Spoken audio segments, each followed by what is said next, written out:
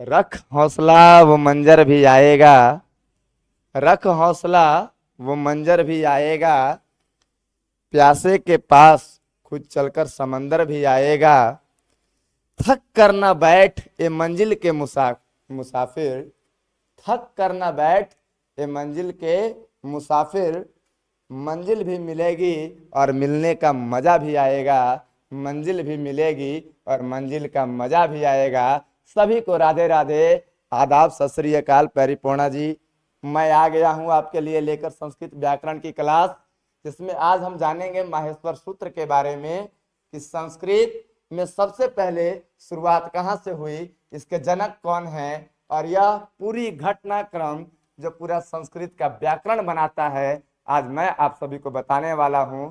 तो चलिए सभी लोग मेरे साथ जल्दी से जुड़ जाइए, अपने दोस्तों, अपने साथियों, मित्रों को सबको शेयर कर दीजिए और आइए पढ़ते हैं शुभम सर की क्लास संस्कृत को। देखिए आज का जो हमारा टॉपिक है वह संस्कृत व्याकरण के संबंध में।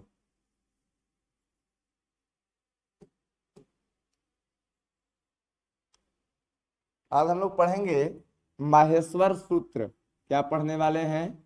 माहेश्वर सूत्र।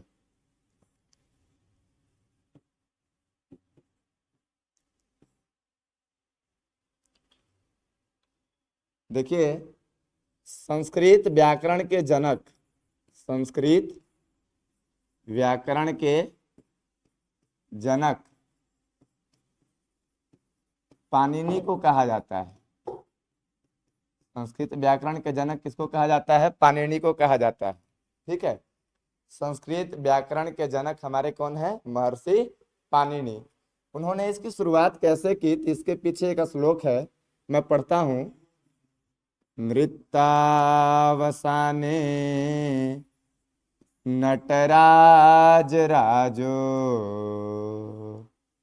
नृत्तावसाने नटराज राजो।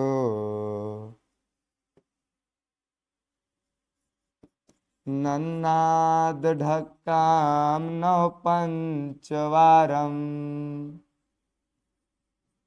नन्नाद ढक्काम नव पंचवारम। ऊर्धातु काम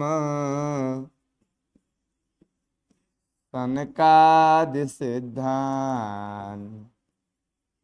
एतद्विमर्शे शिव सूत्र जालम।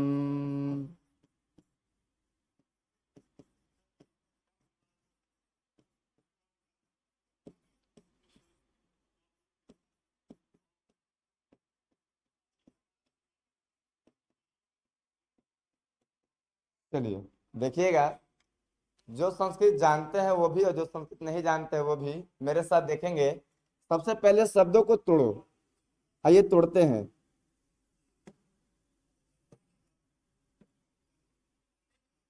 नृत्ता वसाने नट राज राजो।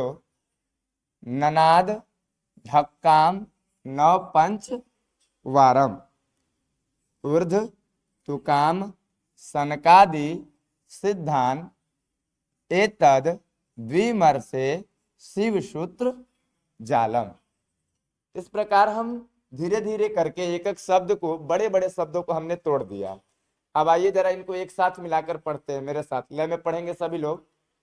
नृत्तावसाने नटराज राजो। नन्नाद ढक्काम नव पंचवारम। ऊर्धातु काम सनकादि सिद्धान। एतद्विमर्शे शिव सूत्र जालम।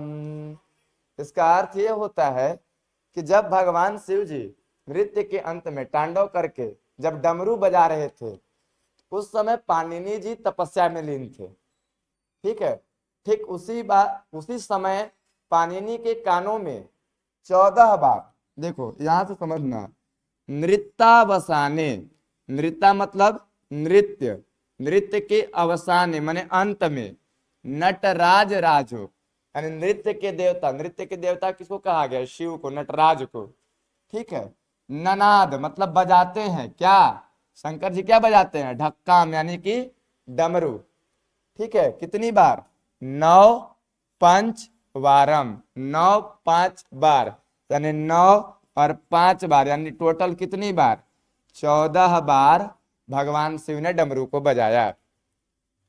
ऊर्धर तुकाम सनकादि सिद्धांत, और उन 14 सूत्रों से 14 बार जो आवाज निकला, ठीक है, उनसे जो आवाज निकलता है उनको सिद्ध करने वाले कौन थे? महर्षि पाणिनि, जिन्होंने उसका क्या नाम दिया?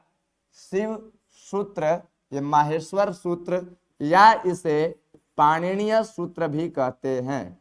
पाणिनि सूत्र भी कहते हैं। इनकी संख्या कितनी होती है? 14 होती है। पाणिनीय सूत्रों की संख्या कितनी होती है?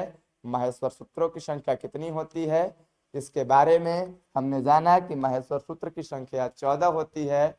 अब ये 14 माहेश्वर सूत्र कौन कौन होते हैं यह हम जानेंगे अपने अगले वीडियो में।